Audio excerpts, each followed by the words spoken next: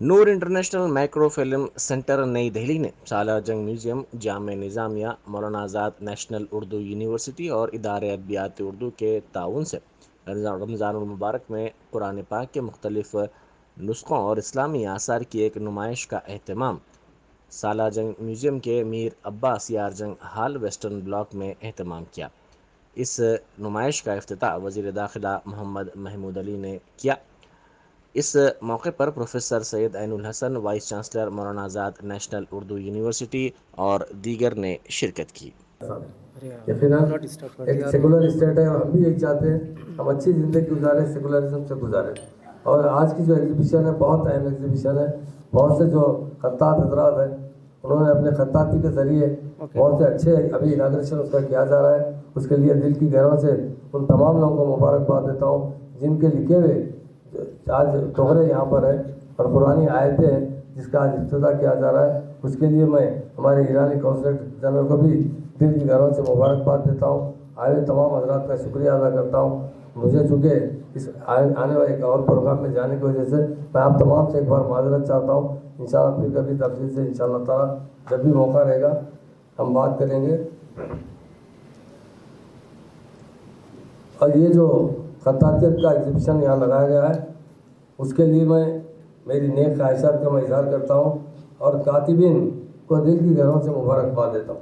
یہ بہت اہم ہے جو ہمارے کاتبین ہوتے ہیں بہت محنت سے یہ تیار کرتے ہیں۔ آج اس کا افتتاح کیا جا رہا ہے، اس کے دل کی گہروں سے مبارکباد دیتا ہوں۔ Thank you.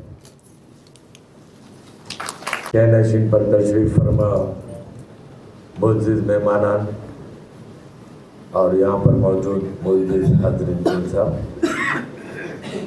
کیونکہ وقت کافی کم ہے، افطار کا وقت ہونے جا رہا ہے، میں سب سے پہلے نور انٹرنیشنل مائکرو فلم سینٹر کے جو سربراہ ہیں ان کو مبارکباد دیتا ہوں۔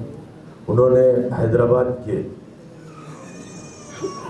تقریباً تمام جو آرگنائزیشن ہیں جو بہت ہی نامور آرگنائزیشن ہیں، تنظیمیں ہیں، یونیورسٹی ہے، جامعہ نظامیہ ہے، تو تمام کے اشتراک سے جامعہ نظامیہ، ادارے ادبیات اردو، مولانا آزاد نیشنل اردو یونیورسٹی، ادارے سیاست، ان تمام کے اشتراک سے بہت ہی ایک نایاب نسخوں کی نمائش کا یہاں پر اہتمام کیا ہے۔ اور جو خطاطی کا فن ہے میں سمجھتا ہوں کہ اس وقت سب سے زیادہ کہیں اس کی ستائش کی جا رہی ہے، اس کی حوصلہ افزائی کی جا رہی ہے تو وہ حیدرآباد میں کی جا رہی ہے۔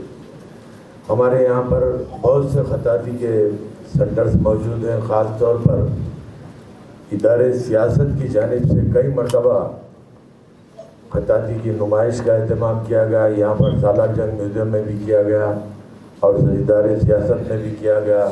اس کے علاوہ ادارے ادبیات اردو میں 1938 میں ڈاکٹر زور نے ایک خطاطی کا ادارہ قائم کیا، ایک شعبہ قائم کیا وہاں پر، جو آگے چل کر ابھی NCPL کے کولابریشن سے وہاں پر 2 بیچز خطاطی کے چلتے ہیں، ریگولر بیچز، اور وہاں کے جو طالبات ہیں، خاص طور پر طالبات جو ہیں وہ نہ صرف ہندوستان بلکہ ہندوستان سے باہر ترکی، ایران، مختلف ممالک کا انہوں نے سفر کیا، وہاں کے ایگزیبیشنز میں پارٹیسپیٹ کیا اور انعامات حاصل کیا۔